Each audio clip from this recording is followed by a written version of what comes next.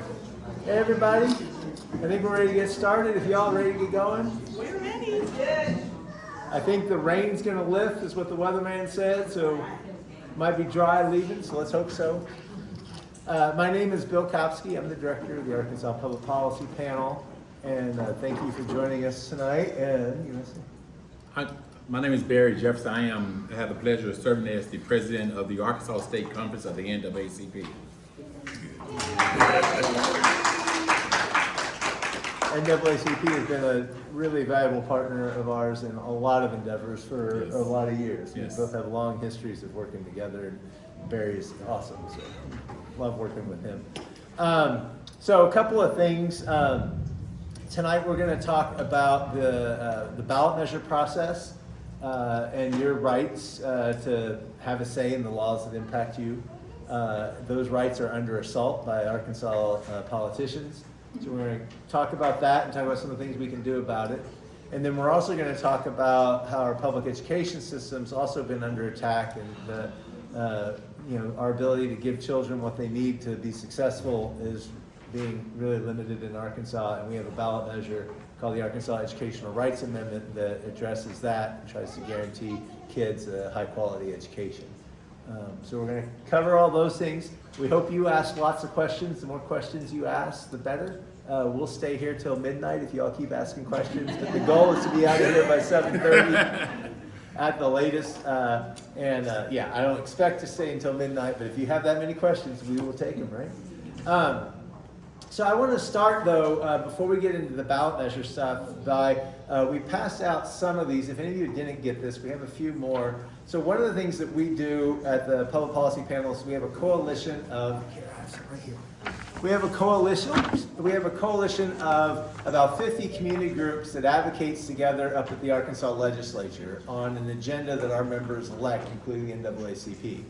And we're one of the few groups that actually monitors the legislative session. So in a regular legislative session, they only meet for 90 to 120 days, and they'll consider over 2,000 pieces of legislation in those 90 to 120 days. And there's 100 members of the House, 35 members of the Senate, so 135 total legislators. And during that time period, they're at the Capitol in the session. They're getting chased around by 600-700 lobbyists representing all the big companies in Arkansas that you can think of. It's a pressure-packed environment, and not very many people can keep track of all the moving parts. And even most of the legislators don't read most of the bills. They'll read the bills that go through their committee, but they a lot of times, some of them do, but it's a big challenge. So we're one of the few groups that actually monitors the whole thing. We have a whole team of interns that reads all the bills. So what this is something we put out at the end of a legislative session, and it is a vote guide. So in this, you can see how your legislator and every other legislator in Arkansas voted on the key issues of the last legislative session. And it's broken down by, it has a section on civil rights, has a section on election reforms, a section on education. And so in this, you'll see a description of what we think the most important bills that happened during that session are. Blue bills are ones that we supported, red bills are ones we opposed.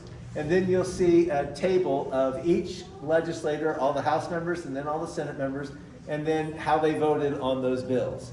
So if you're curious, if someone's coming to you and asking you for their vote, you can ask them, well, why did you vote so-and-so way on that bill? And you should expect them to answer that. A lot of the legislators don't get many questions about their voting records. It's hard, again, for anybody to track this. This session in particular, for the first time ever, we had to add a special section to the back of the vote guide on the attacks on the ballot measure process. And because over 20 bills were filed this session trying to restrict your rights to propose ballot measures, to sign ballot measures, and to collect signatures from your neighbors. So check out this vote guide. It is also available on our website, which is citizensfirst.org. You can also find there a directory of all the legislators in the session, so how you can contact their contact information, what committees they serve on. The directory has a map of who's on every single committee, which is really important. So like if there's an education bill, it's the members of that education committee that are going to make the decisions on that. And so with our legislative guide, you can see really quickly who's on that committee, where they live, and this being Arkansas, who you know in those other places all around the state that can contact their legislators. So the website has got a lot of resources on it, and it is citizensfirst.org. All spelled out, citizensfirst.org. With that, I'm done with my commercial. Sorry about that. No, thank you so much, Bill. This has been a great partnership for the NAACP here in Arkansas, working with Citizen First Congress and so many other ballot partners that we have built this relationship, because this is an attack on democracy, what they are doing, and we want to talk about that. Before I get started, I do want to give a shout out to President Richardson of the Sebastian County NAACP and the member of the NAACP for being here. I am excited to see them here, and it making me put a smile on my face, walking through the door and see a bunch of yellow shirts. It feels good. But really, this ballot initiative, we want to talk about why this is so important right now. Why this measure, I get this question everywhere I go, why are we fighting for this so hard? Why we are doing the things that we are doing? It's your voice. Point blank, it's your voice. It's your voice that we are fighting for, direct democracy. It's your voice that you have an opportunity as citizens to make decisions for your state, your constitutional right. And what the government, what the legislative body is doing is taking it away from you. You're voiceless. You're voiceless. You can't do it. They make it harder for you to do it. It's our job to fight and stand up for your voice. And this is why we are fighting for this. This is why this process is so important. You have a right to put stuff on the ballot that you think need to be on the ballot, that you think that need to be done. And right now they are taking that away from you. And it's hard. I think about my children who is 10 and 12 years old, and another 8 years for one, or another 6 years for one, he won't be able to have this right if we continue to let them do this. So that's why we are standing up and fighting for it. That's why we need to get this on the ballot to direct democracy. We need to get this on ballot because it's so important for us to protect our rights. And our rights, Arkansas is one of very few states that still have this. And our job is to let our voice be heard, and we must continue to fight this. And I think this is something that we truly believe in. This is something the NAACP been doing for a long time. This is what we've been doing. This is what we believe in. This is something that's important to us, so people can have a voice that need to have a voice. And right now we don't, with this body of lawmakers that was making these decisions for us and hurting us. So this is why we are doing this. This is why we are putting this on the ballot, so we can protect our rights. Yeah. If you think about it, think about for a second who you would trust more to make decisions in the best interest of you and your family. The politicians and the lobbyists at the state capitol in Little Rock, or your neighbors? Who are you going to pick? Neighbors. Right? And so legislators have figured out that they are out of step with most voters in Arkansas. And issues when they get to the Capitol in Little Rock are a lot more polarized than they are in our neighborhoods. Whether you're talking about public education, whether you're talking about healthcare, or you're talking about the economy. I'll give you an example. The NAACP and we have collaborated over the years, I think 4 times on different ballot measures to incrementally raise the minimum wage. So now Arkansas is one of the higher minimum wages in the country at $11 an hour. That measure passed with Arkansas voters with 68% of the vote. It was not a controversial issue. It was not a partisan issue. But those legislators were sure hot mad about it. Yes. They tried to repeal it 2 months after it passed by voters at 68% of the vote. And we had to fight like mad at the legislature to block their attempt to repeal what we had just passed. You can see this last legislative session, or last election cycle in Missouri, they passed a couple of ballot measures by landslides, and the Missouri legislature just voted to repeal them. So what's happening in Arkansas is since 2013, the legislators have put barrier after barrier after barrier to a citizen's ability to put ballot measures on the ballot. So, and this is not a Democrat or independent or Republican issue. Absolutely. All agree that they want to have this right. Right. I mean, if you do the polls, and we've done the polls, and we show that, hey, everybody, every political party, if you affiliate one or not, they believe in protecting their rights. They believe in putting things on the ballot, and they know that. Right. That's why they go there and do it, because they know the people who voted against it. So this is why it's so important for us to stand. That's why they're making it so harder for us to do these things, to put things on the ballots, because they know that people will support it. And this is something that we really have to fight for. Sometimes the politicians at the Capitol, they are out of step with voters. Yes. And sometimes it's just not in their self-interest. Like Arkansas voters, through the ballot initiative process, which we've had in Arkansas for over 100 years, have passed ethics reform, holds legislators accountable for how they act. We've passed campaign finance reform laws, and then we've also passed term limits. Yes. You think Arkansas legislature was ever going to pass any of those three things? So voters sometimes have to do it ourselves, right? And so that's what this process is all about. Now, under the attack that's been happening, the legislature has referred 2 ballot measures to you voters in just the past 5 years to make the process harder. In 2020, they proposed issue 3. It was rejected by Arkansas voters with 57% of the vote saying no thank you. So they came back 2 years later in 2022 and they proposed what was then issue 2, that was going to raise the threshold to pass any ballot measure to 60%, which means only a 40% minority can block any progress. That's not democracy. You all rejected issue 2 with 60% of the vote. Overwhelming. And yet, this legislative session, they proposed 20 bills to restrict our access to the ballot measure, with no good reasons. So we have a little flow chart to show you a couple of examples. So the black here is the old process here, before this legislative session. To collect a signature, you'd simply go up to somebody, ask them if they're registered to vote. If they say yes, you show them the petition, and the petition has the amendment language on it and the rules on how they have to sign the measure attached to it. You answer any questions they may have, and you get their signature if they want to provide it. Time to complete per person averages maybe 2 minutes, right? So under the new rules that they just passed this session, check this out. You have to ask them if they're registered to vote, then you have to check their photo ID. Does their photo ID tell you anything about whether they're registered to vote? No. No, it does not. But you have to check it anyway. Then you have to show them the petition with the amendment and the rules. Then you have to read the ballot title to them in full. Even if they tell you they read it at home and they understand it and they don't have any questions about it, you got to read the ballot title in full. Also, even though you have a written copy with you that they can take and read. Then you have to answer any questions they may have. Then you have to tell them that signature fraud is a crime. How many of you did not know that fraud was a crime before you walked into this room? Right? So that step is meant purely to scare you that if you make some mistake, they're going to come after you, right? So it's a voter intimidation tactic. Then you can finally get their signature. There's a step that's missing here. After this, under current law, someone collecting signatures has to get 2 affidavits that are notarized that say you followed all the Arkansas laws.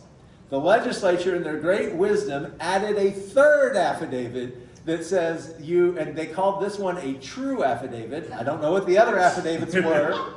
But so now you have to get 3 notarized affidavits saying that you followed all the laws, even though they could have just condensed them all down into one and made your lives as citizens easier, but that's not what their job is, right? They think they want to block this process. So this process now takes about 15 minutes to collect a signature.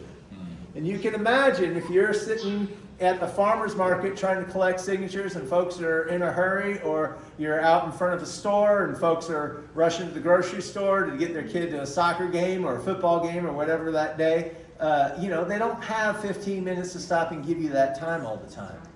And so this is what the legislatures have done to try to take your access to the ballot away. The only people that can do this process are the really big money special interests that can afford to pay huge firms, millions and millions of dollars to flood the state with paid canvassers to collect signatures. This process here takes it completely out of the hands of grassroots citizens trying to put a ballot measure forward. And not only that, you got to think about, if you take this process, you started from 2 minutes here and you're going to 15 minutes. How many people you think gonna stay? Right. How many people gonna stay? Just think about it. And they know that. That's what we have to realize. They know that. So this is to everyone you come in that wants want to sign a petition, you had to spend this time. Think how many signatures you can get with that time. Right. Just think about it, and they know this. That's why they did this. That's why we filed a lawsuit. That's right. So, because So we're going to challenge this in two ways, one Yes. with a lawsuit and one with a ballot measure. yes, one with the lawsuit is we are challenging because we feel that this was not right. We felt that the core political speech that we have a right as citizens was assaulted, and we have to take it to the court. We have to hold them accountable.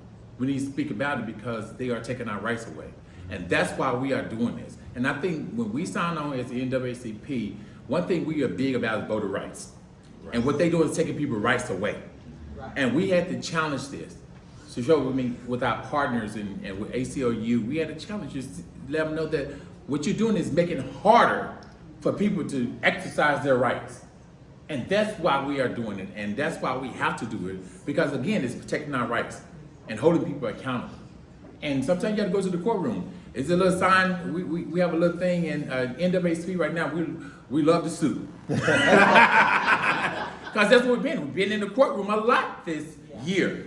Every minute year, these past 9 months, we spent more time in the courtroom suing because they're assaulting our rights. These politicians just keep coming for. They keep on coming, and not just on the state level, but on the federal level too. So this is why we have to sue, because we know what they are doing is silencing our voices, making it harder for us to exercise our rights. So we had to stand up and fight against it. So the lawsuit is challenging a set of these laws as violating our First Amendment rights to free speech. They're saying that the state had no compelling reason, so the politicians that passed all these laws said that there's this massive signature fraud problem in Arkansas, and that's why we needed to pass all these restrictions. Guess how many people they charged last year with signature fraud? 2. Zero. Zero. Guess how many they charged the year before with signature fraud? Zero. Guess how many they charged the year before with signature fraud? They haven't prosecuted anybody for signature fraud in Arkansas in over a decade. But it's a problem. For those of us that do these campaigns, we actually don't like signature fraud either, because it poisons the process. We believe in democracy. We trust voters. We want voters to be able to make decisions. So we are all for cracking down on signature fraud where it exists. We are not for inventing problems so that you can put these restrictive laws that are really meant to take our rights away, Yes. right? So the lawsuit is going to be, we've asked for an injunction to block the implementation of several of these laws so that we can collect signatures this cycle. And the hearing on that is going to be in the federal courthouse in Fayetteville on September 30th, in the morning, federal courthouse. Y'all are welcome to attend. But we're challenging these laws here as violating our First Amendment rights. And then there's also a couple of others. Another one that they passed this session was a law that requires us to write a ballot measure at an 8th grade reading level. Now, I'll let you all guess how many laws the Arkansas legislature have ever passed that have been written at an 8th grade reading level. Anybody got a guess? No. Again, zero. Right?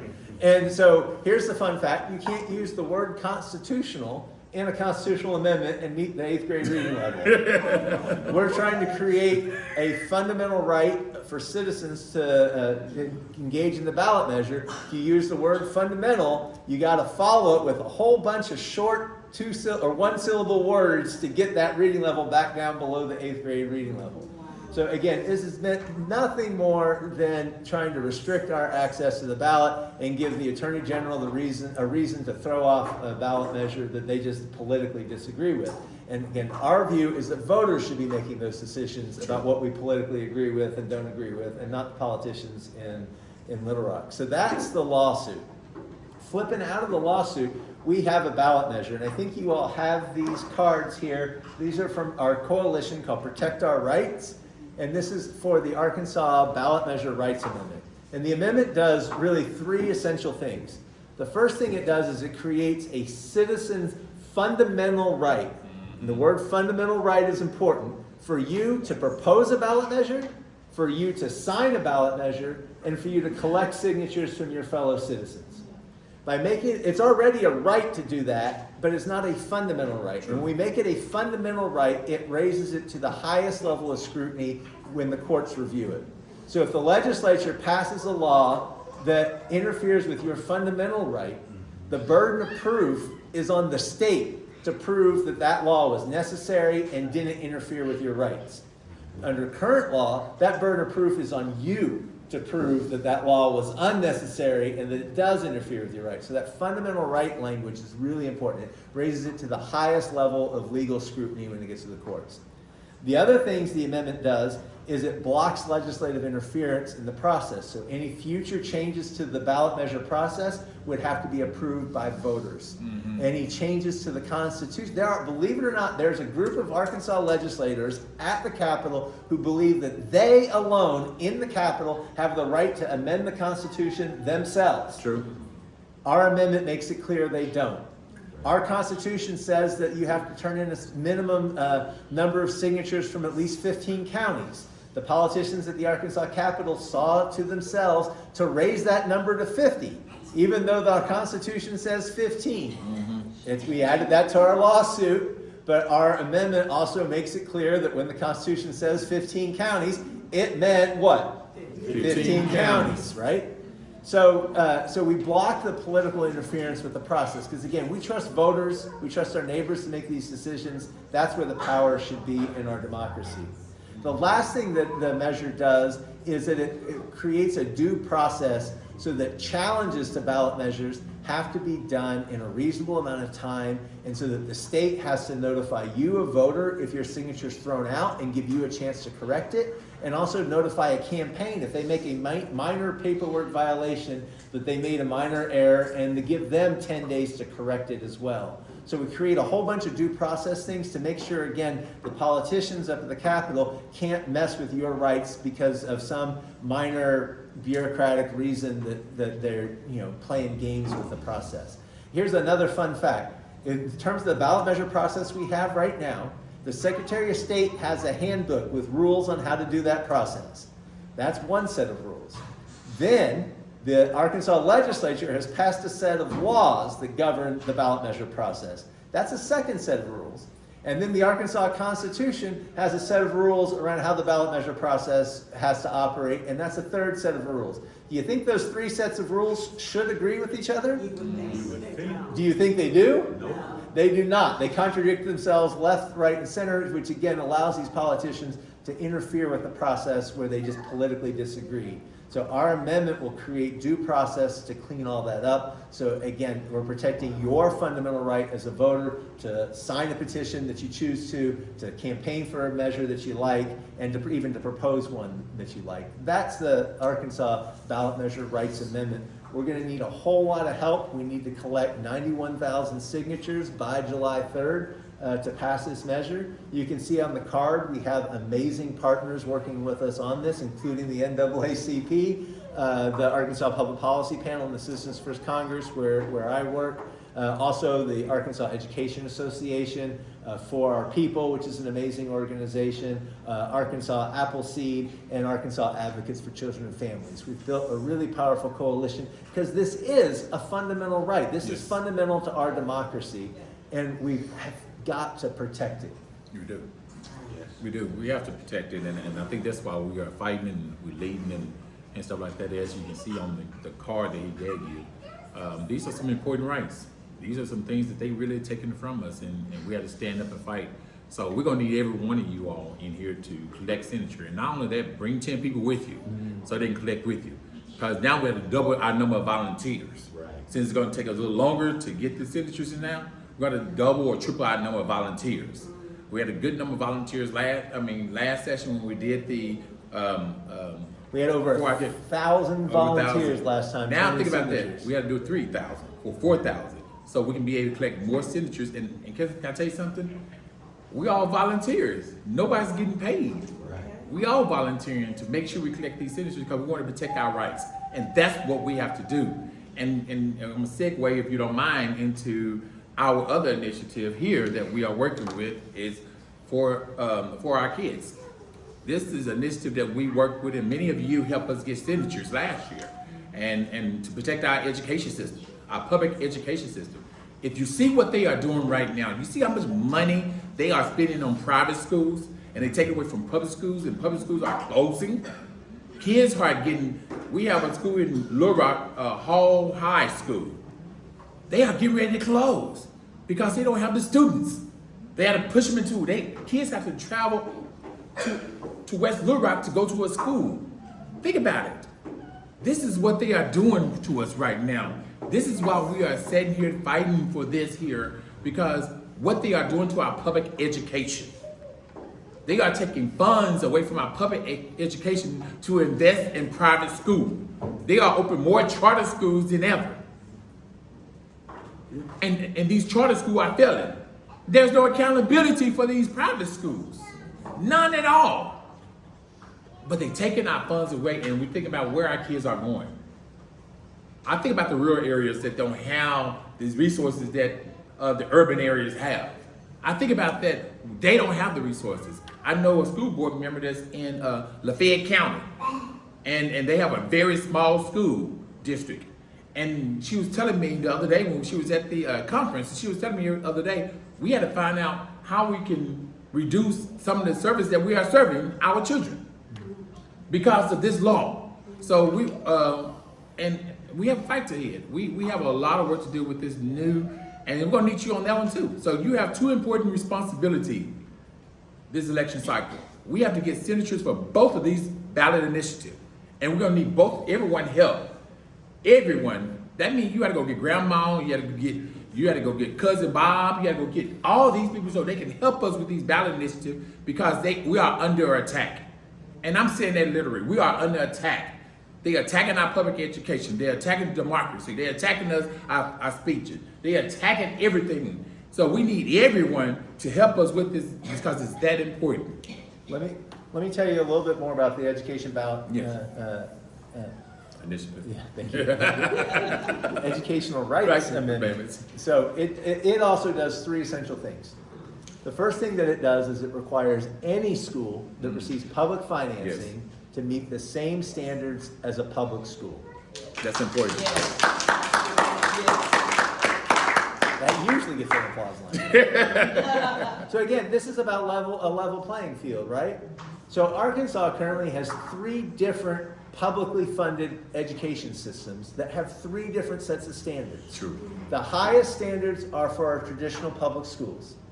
Then there's a lower set of standards for charter schools that are publicly financed. The charter schools don't have to have certified teachers. They don't have to teach the same curriculum. They don't have to take kids that they don't want to take into their school system, et cetera, et cetera. So there's a much lower set of standards for charter schools. Then there are private schools that now can take publicly financed, your tax money vouchers. Those private schools have almost no standards. They don't have to meet hardly any, they don't even have to give their students the same evaluation tests to see if they can read on grade level or if they can do math or et cetera, et cetera. So what our measure does is it says if you take public money, you're going to face public accountability and public transparency, and we're all going to meet the same set of standards. True. That's the first part of the Education Rights Amendment. The second part of the amendment is that it then establishes minimum quality standards. Because one way to meet equal standards is just to lower them all, right? So in 2002, the Arkansas Supreme Court, in a landmark decision called Lakeview, ruled Arkansas' system of education was unconstitutionally inadequate and unconstitutionally unequal. And they ordered the state to meet a minimum definition of education. It's called the Rose Principles. It's 7 things in that ruling, and that not rocket science. Kids should be able to read. They should be able to do math. They should understand art. They should understand science. They should understand civics. It's not complicated. Those 7 things, though, are not in our Constitution. They are in a Supreme Court ruling. So our concern is that some future legislature or some future Supreme Court could water those standards down. So we take that Lakeview ruling, the definition of minimum quality, word for word out of that Supreme Court ruling and stick it in the Constitution. So that the future legislature and the future courts are bound by that minimum definition. Maybe some future year we should improve that definition a little bit more, but for now, we just want to protect the definition of minimum standards that we have now. So this doesn't change the law as it is. What it does is it protects it from being watered down in the future. So that's the second part of the amendment, is it puts in the Constitution minimum quality standards. The third part of the amendment is it gives access to 4 of the most powerful education interventions we know of. Those 4 are universal access to pre-K for 3 and 4-year-olds, universal access to after-school and summer programs, universal access to wraparound services for kids in poverty. The number 1 indicator of a student's performance in school is shockingly family income. And it just shouldn't be that way. There are things we can do about that. We know what they are, we just haven't paid for them, right? So helping kids in poverty, Arkansas is number 1 in the country for child poverty, right? This is one of our biggest challenges to solve if we want to improve education. And then the fourth thing that the measure does in terms of programs is it guarantees access to high quality special education. In 2016, Arkansas had a task force on special education. The state legislature created this task force, and it found we were underfunding special education by hundreds of millions of dollars. The legislature responded by putting no new money into special education and instead passing giant tax cuts for the very wealthy. Yes. Right? So our measure on education does, again, those 3 things. It requires any school that takes public financing to meet the same standards as a public school. Your tax dollars bring your public accountability with it. Second thing is it establishes minimum quality standards in the Constitution. And the third thing is access to those 4 really vital programs: quality special education, wraparound services for kids in poverty, access to after-school and summer programs, and access to pre-K. So that's what the measure does. Last session, we tried this, or last election cycle, we tried this same amendment. We started awfully late because the Attorney General kept rejecting our language. Again, we talked about the game playing that happens by these politicians. We finally got language he approved, but we only then had a couple of months left to collect signatures. We had over 1,000 volunteers collect signatures for us. We got to 71,000 signatures, which was awesome. We needed 91,000 to make the ballot though. So this time we're starting months and months earlier. We have now a database of those 1,000 volunteers who we're reaching out to them, asking them to please get involved. I think, how many of you all collected signatures last election cycle? Thank you all. I really appreciate your help. We're going to need everybody's help this time. And then we also now have a database of all the people who signed that ballot measure last time. So we're going to be able to, when we do a signing event in Fort Smith, we're going to be able to send them a note saying, hey, we're going to be at the library on Saturday, November 1st. Come see us and sign the petition again this cycle, right? So we have some things that are going to make it a lot easier for us. Now you might notice we're not collecting signatures tonight. We haven't started collecting signatures yet because all of these rules we think make it impossible to be successful. So we have a court case asking the federal judge to put an injunction blocking the enforcement of these laws. That case, again, is being heard on September 30th. We're hoping to have a ruling sometime in October. We're asking the judge pretty please to hurry up with the ruling on the injunction. And once the judge basically establishes the rules for this election cycle, we're going to hit the ground running, collecting signatures for both the ballot measure rights amendment and the Arkansas Educational Rights Amendment. So, and the next question is, how many of you ready to collect signatures when we're ready? I hope I can see everybody's hand, especially Sebastian NAACP. So, because they are in the house. They're in the house. So, and I think that's very important why we have to do this. And I want to talk a little bit about education, why this is so important. How many of you are teachers in here or used to be teachers? And you know why public education is very important, right? And you know the ways we need to improve our public education. And that's so important. And without public funds to be able to improve education, we cannot do it. That's why we have to start fighting for this. That's why we had to stand up and speak out against this. That's why we had to get out and collect signatures, because to improve our education system, we have to be able to work together and work hard to get this done. This is that important. And we have to do that. Not only that, we have to be able to give funding to public schools that need it. We got so many public schools that's underfunded. They have to cut back service for children because they don't have the funds to do it, because their funds are going somewhere else. So we need to be able to make sure public schools are being funded, the support are being there. They are getting the resources they need to be successful, and we have to be able to do that. And with this ballot initiative, it would give us a pathway that every public school can be able to be supported, and if public money is going out, it's being held accountable, and everybody is getting treated on an equal field. Think about if we do that, how many private schools would drop out? How many drop out? How many you think would drop out? Say, oh, if I had to be responsible for some money I'm getting, I don't want the money. I don't want the funding. I just go back to the old ways. I have. And it's important to say, if you're a private school and you don't take vouchers, then this law doesn't affect Yes. you at all. If you're a homeschooler and you're not taking public money vouchers, then this law doesn't affect you at all. So you can still, it's not taking away your right to teach kids however you want Right. to. What it is saying, if you take those public tax dollars, then you have to meet public standards. And also, the last thing I'm saying, not only that, it's just, if you look at right now, I'm kind of nosy. I've been seeing private school jump their prices up of tuition, and that tell you something. There's many students they don't want at the private school that they are turning away, right? Those are some of the things they are trying to do, and we left with those children in public school that we have to teach with less funding, with less support. Those are some of the things we have to look at and what we have to fight against. So our strategy for this is it's gonna take a massive grassroots effort. Yes. We had 1,000 volunteers last time, we're gonna need 2,000 this time to be successful. If you, on the Education Rights Amendment, if you wanna think about how important this is for the future of education, look at our partners. Other than the NAACP, it's the Arkansas Education Association and the Retired Teachers Association. Mm-hmm. We've got the educators know what we need to do in Arkansas to improve our education system. It's not rocket science. We know how to help kids succeed. We just have to make the investment in it. Yes. And you'll hear some politicians saying, well, it's going to cost so much to provide kids pre-K and to give low-income kids the help that they need, and we can't afford it as a state.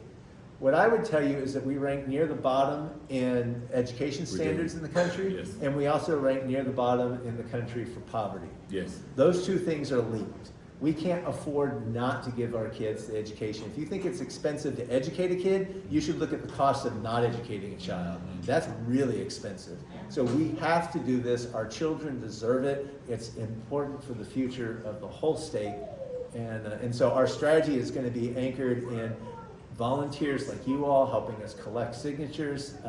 We have a much better campaign infrastructure than we had. Last cycle was the first ballot measure where we actually were driving the signature collection, and we learned so much about how to do this, and we're really applying a lot of that learning this time. And so we left a lot of time for questions. We are filming this. I might ask Teresa to come up so she can turn the camera if any of you all have questions.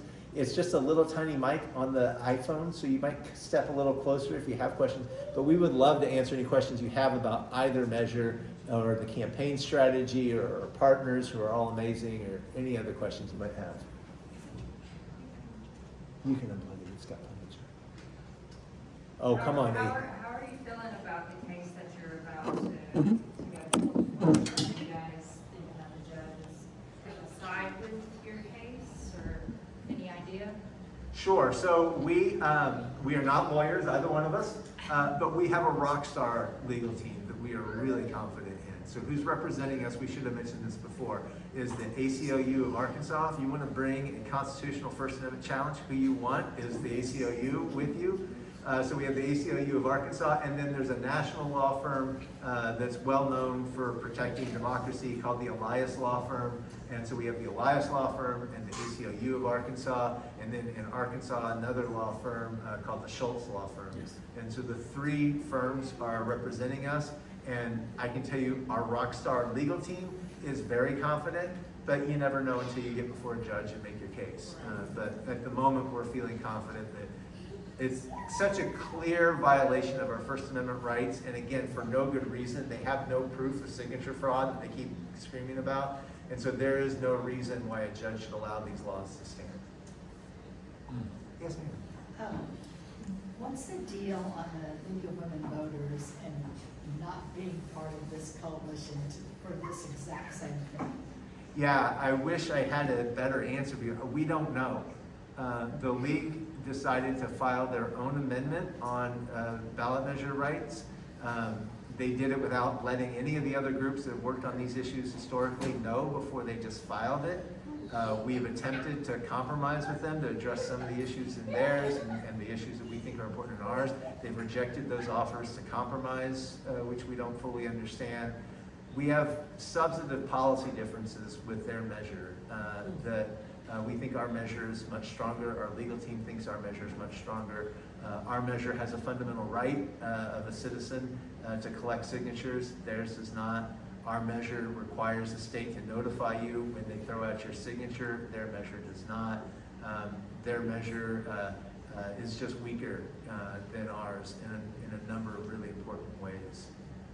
So we're still talking and hope that, it would be much better if we could all compromise. We've worked with the League of Women Voters historically for really our whole existence. We've worked together on ballot measures before. We're confused by their position. Yes, sir. So are there some areas that we're not allowed to go to collect ballot signatures, that are off limit per se?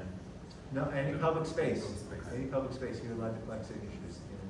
So We had a big signature collection here at this library on the outside here. I remember coming up here and they was out collecting signatures from the library and stuff like that. So you can go anywhere to do it alone. They allow any other areas that only allow you, and same type of private areas. And if it's got to get permission and everything, but in public areas, you open it to use. there's two beautiful things about the ballot measure process, just as a strategy itself. One is that it's so local that you know where the best places in your community are to collect signatures. And I'll learn, I'm new here. yeah, okay, well, From California. people in Fort Smith know where to collect, where to talk to their fellow citizens, right? And so you can make your own strategy here for what makes sense in Fort Smith. The other beautiful part of the ballot measure strategy that a lot of people don't know, and it's another reason why these politicians don't like it, someone who signs a ballot measure petition, check this out, is 7 times more likely to vote on election day. Yes. Yeah. 7 times more likely to vote on election day. Arkansas has the lowest voter turnout in the country, and we have the lowest voter registration in the country. Why? Because so many voters know that politicians in Little Rock are going to do whatever they want to do anyway, right? We don't have faith that our politics are serving us well. If you give somebody a ballot measure that they believe in and they sign it, they show up to vote. And so it's another strategy we can use to increase our woeful civic participation in Arkansas. It's just a shame that more citizens aren't registered to vote and showing up to vote, and it's our fault for not giving them enough reasons. And I think we took advantage of that when we did our ballot measure, when we was a part of the signature in Jacksonville. We also had voter registration cards there. Absolutely. And we was registering people to vote, right? We checking their voter registration, make sure they need to change their address or anything like that. We use that as an opportunity. And we want you to use everything we do as an opportunity to get that extra voter, to make sure that voter is ready to vote, to make sure that voter have the resources they need to educate that voter and everything. That's an opportunity that we can do. And I encourage you to do that, because every opportunity you get in front of a voter, take advantage of it. And I think that's so important, is taking advantage of that. And that's what we did in Jacksonville and in other locations. We took advantage of that voter. Once the judge rules on the injunction that allow us to start collecting signatures, we're going to have packets to help you all collect those signatures. So it'll have cards on the ballot campaigns. It'll have fact sheets like what we pass out tonight. It'll also have voter registration forms. We have a lot of resources to help our volunteers help us with the campaign. Yeah. And it's sad that we in Arkansas in the 21st century, we still doing paper voter registration forms. We want to get online voting. Absolutely. So it can be easier for people to vote. And it's just... No, the politicians just aren't going to let it It's not gonna happen. happen. We're going to have to bring it to the voters as a ballot measure maybe next cycle. Yes. Right? Suppressing the votes. Yes. Other questions? How do you guys change that perception where basically my voice doesn't count, my vote doesn't count, because Little Rock is going to do what they want to do anyway? But how are you reaching out to people to change that perspective that their vote does count and they do have a voice? how do you turn that around? So I think there's 3 key strategies to that. So one is by organizing, as the NAACP, or the Education Association, or community groups that we work with all over the state, engaging people in locally and what they can change and making some of those local changes happen. Another way is by engaging in the political process. So we passed out tonight a guide so you can see how your legislator voted. We encourage you all to have town halls with those lawmakers and ask them why they voted the way they did. You'd be amazed, some politicians who are the least responsive up at the Capitol, when they get home before a group of their constituents and they start getting asked questions, they just melt and turn into little pussycats. Because they work for you. But most of our politicians tell us all the time, I agree with you, but I'm not hearing from any of my constituents back home, and these lobbyists are beating me up. So it's our job to make sure they're hearing from us at home. So hold candidate forums, or just have meet and greets with your legislators and ask them, why did you vote such and such a way on these bills? That is really vital for making the process work. And then the last strategy, again, is the ballot measure. We in Arkansas, if you don't like what the politicians are doing, can propose our own laws, and we can bring it to voters directly ourselves. It's one of the most powerful tools we have. Those politicians really don't like it, so they're trying to take it away from us because they don't trust voters. They think they know better. But we know that Arkansas voters time and again make decisions that benefit the state when we bring it to them. Can I add a couple things to it? I like giving personal stories. Yeah. Those personal stories are very important. I like giving a personal story where I deal with a lot of young people, and they say my vote don't matter anyway, they're gonna do what they wanna do. Why should I vote? And I tell them about the story about the 18-year-old young man that became mayor of rural Arkansas. And when they hear that, oh, are you serious? And I said, think about that. He became mayor of Arkansas. Then I get a story about the House race that was in Little Rock, Arkansas, where the representative won by 1 vote. By 1 vote. That one vote counted. Conway, where I am, the last cycle, 3 votes. 3 votes. So it's those personal stories people like to hear. That who's on the fence of, I really don't think my vote matters. Then you start getting those personal stories. And I did this at Festivale earlier this year in Jacksonville. I was doing some voter registration, and they ran into some young people, and they said, hey, I was talking to them about voter registration, and they was like, oh, my vote don't matter. They're going to do what they want to do. Then I started giving that person a story. He said, yeah, let me think. He said, and once he started hearing the personal stories and learning and getting them educated and stuff like that, he took the voter registration with him, but he took a picture. I gave him my phone number. I love giving my phone number out. He went down to the courthouse the next day. I mean, that Monday was Saturday. That Monday, he went down to the courthouse to register to vote. And he took a picture of it at the courthouse to show that he registered to vote because he listened to my personal story. Personal stories are very important. And those who are in NAACP, y'all should know personal stories are important. And hearing people's personal stories, knowing what people are going through, understanding, because you know what people have to go through to go vote. And things like that, because they're going to try anything they can to stop you from voting. That means changing your precincts, and you got to go further to go vote, right?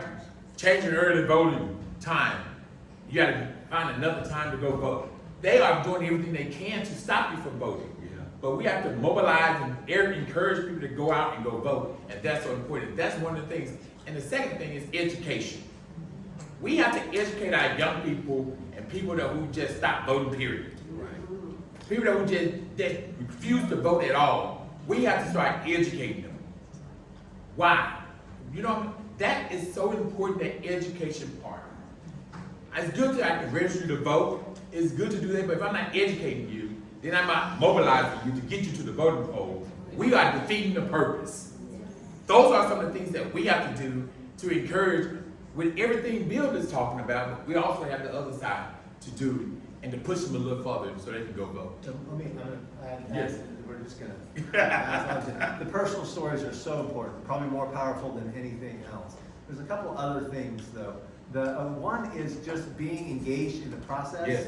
So the 3 of our partner organizations monitor the legislature and put out reports or alerts about things that are doing. So at the Citizens First Congress, we do that. You go to our website and sign up. We'll send you alerts on civil rights bills moving or education bills moving, and we'll say, your legislator is a key vote on this. Here's their phone number. Shatrice is the one that's usually drafting those alerts and getting them out the door. But so we help educate people about these are the issues that matter. And the secret about the way Arkansas politics works, for most legislators, if they hear from 5 voters in their district, that's a riot. It is. They just It do is. not hear from many of their constituents, ever. Oh, my. And so it doesn't take always this massive number of people to really have a powerful difference. 5, 10 people making a phone call can make a huge difference. And so you can sign up for alerts from the Citizens First Congress. We have 2 other partners, Arkansas Advocates for Children and Families, who does an amazing job of monitoring the legislature and sending out alerts on issues that affect the health and well-being of Arkansas families. And then For Our People is another one of our partners, and they do an amazing job of monitoring the legislature. So all 3 of those organizations have websites. All 3 of us are on social media. Follow those. We at the Citizens First Congress do training on how the political process works and how to lobby successfully, locally and at the state level. Invite us. If you put 10 people in a room, we'll drive through bad weather and be there to talk to your members about how they can be more effective. And so will Advocates for Children and Families, and so will For Our People. We're here to help engage more people in the process, and that's another way we can defeat this apathy. So when you say, call your representatives, call them, and we talk about this all the time, but do people know what to say when they're calling? We can know. We have a training. We have a training for that. But the reality is, you do not have to be an expert You in don't. the issue. You just have to have a personal story or a Yes. personal opinion. I'll tell you a story. This last legislative session, some of our members from a member group in Prescott, Arkansas, came up. So another thing we do is we have advocacy days at the Capitol. So we love to work with y'all to have a Fort Smith Advocacy Day next session if y'all would like. The folks come from a community, and we help them. We give them an agenda. Here's all the committees meeting that day. These are the key bills that are going to be heard in that committee. And a couple of women from Prescott decided they wanted to go to the city, county committee of the legislature that day was considering a bill to ban cities from even considering anything having to do with diversity. So cities could not collect even data on diversity, et cetera, et cetera. And these 2 women went, and I asked them, I said, would you like me to sign you up to testify? Because you can sign, anybody can show up and testify about it. Oh, we're not so sure about that. And I said, tell you what, I'm just going to put your names down after me, and I'll go first. And then after I'm done, if you don't want to do it, just say no big deal. So I testified, and I did our usual thing about our view on diversity, equity, and inclusion. And so our organization was founded by moms working on desegregation of public schools in 1963. So we've been doing diversity, equity, and inclusion for a long time as part of our value set. But our other argument to conservatives on that issue is that if you do not like affirmative action or diverse DEI programs or whatever, that's okay. You don't have to like that strategy, but you have to offer an alternative solution to the problem, because the gaps we have on the education gap, the income gap, the health gap between races, between genders are massive. The wealth gap between white and black Americans is 10 to 1 and getting wider. The gap between rich and poor is blowing up. You hear Bernie Sanders talk about it all the time, but it is getting bigger. And we cannot solve those problems by banning people from even studying. True. And that's what this legislation did. So these 2 women from Prescott go and they hear the legislators talk about the bill, and they start squirming in their seats. And boy, did they have a lot to say. And their testimony was spot on beautiful, because it was their personal stories about why the issue was important to them and how it affected them. And that's all they had to say. They didn't have to be the world's greatest expert on DEI, but they never knew that they could do that until they came to the Capitol and did that. So we got to get more of our members feeling comfortable coming, and Barry said, just sharing our stories. And we got to tell those stories to each other, because the reality in our communities, we don't even have those conversations often enough. Maybe that's something we can introduce in our monthly meeting. Yes. And one thing I do want you to introduce too is doing your own report card of your local officials and your legislators. Do your own report card. We have a template. We're And happy you to haven't share shared it. it, doing your own report card. So people can really see, hey, these are our local officials. One branch in Malvern did their own report card on all their elected officials. Yes, they did. He showed me, the president down there showed me his own report card that he did on everyone, what they voted on, how they voted. And that's what you have to do. And educate, because that's locally, right? These are people that we see on a regular basis. Then when you see them at the store, hey, I need to talk to you about this. You voted on this. Why did you vote on this? Or something like that. Those are some of the things that we are talking. That's how we start building that relationship and building our community so we can educate ourselves. So those are some of the things that we have to do so we can be prepared and be ready. And we can depend on building Citizen First Congress, but we also have our own local report card. So. Any other questions about we can talk about the legislature and politics all night long, but any other questions about either of these ballot measures? We want you all to have all the information that you need to feel comfortable about these, and again, we really need your help, and we need the help of everybody in your circles to get this done. No more And questions? we can partner with any other organization, any other church, to get Yes. them on board Yes. with soliciting signatures and. Absolutely. Oh gosh, I'm gonna get it wrong and we're filming this. The Great Episcopal Church in Fayetteville let us use their parking lot to collect signatures last time. We collected signatures at a bunch of churches. The church in Texarkana let us collect signatures. And churches in Little Rock, Second Baptist Church, Yeah. St. Mark, Yeah. all those churches, they partner with us to collect signatures and stuff like that. And so we partnered with all kinds of, we have businesses that let us set up in front of their businesses, and businesses that didn't want us to set up in front of them, but many people were happy to have us do that. We Is did there something. communication that we use to communicate what our intent is and what we want to do? We can get that communication Yeah, we to can- you. We can we- get that communication to you. I hope you all signed up on the sign-in sheets tonight, and we can follow up. You signing in? Make sure you sign in, and we provide some training on how this whole process Yeah, we works. even- And there's local leaders in each community, and they can help Yes. you as well. So we are here to help and support you and give you the support you need. Yes, ma'am, you have. I know I may be reaching way out there, but it's on my mind. With what y'all do has been extremely important. Have y'all ever attended PTA meetings? Absolutely. Okay. PTA is a really powerful Yeah, 'cause organization. I'm a board educator, I know the parents, some of the questions they have, I didn't do this, but it's important. Talk to the voters, tell the board, go change it. Is there, last 15 years I taught sixth grade. The board university is sorry, I didn't much, but you know, the parents that I had, they were just as behind as the students were. Some of them just didn't care, so I was thinking, how do we reach the parents? Because they want to start at home, you know, Yeah. about the voting things as well. This is what you need to do in order for this to happen with your child in this school, in this area. Am I making sense? Absolutely. Okay. I mean, I've been the president of 2 different PTAs in my kids' schools, so I'm a giant believer in the PTA. And the truth is that so much of a child's performance in school is impacted by what's happening at home. And you can't address everything just inside the school building, but families have to be a partner in that, which again is partly why our ballot measure provides services to kids in poverty, because it's particularly those kids in poverty that need the most help, and their families need help too in terms of just meeting their needs.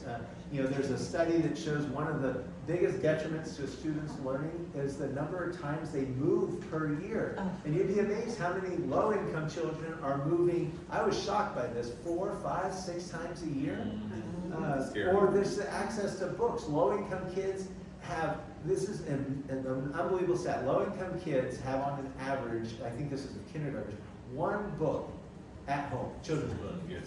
Middle-income family, 300 books, a gap of 300 to 1. So there's amazing programs called like the Dolly Parton Imagination Libraries, or our member group in Prescott is really partnered with Dolly Parton Imagination Libraries, but it's also doing their own literacy program. There's all kinds of things. The PTA is really important, but we've got to engage the whole community because education is a whole community challenge. Yes. Okay, any other questions? We appreciate you all being here on this rainy night and all the great questions, and we're both happy to stick around if you have any other things you want to talk about. And Barry, thank you. Thank you, my friend. We appreciate you. Always fun to talk to you. You can tell we did this a lot, and we're really thankful to the NAACP for being such amazing partners with us. One of the awesome things about both of our campaigns is the number of partners that we have, and the way that we work together is just fun, to be honest. Like Yes.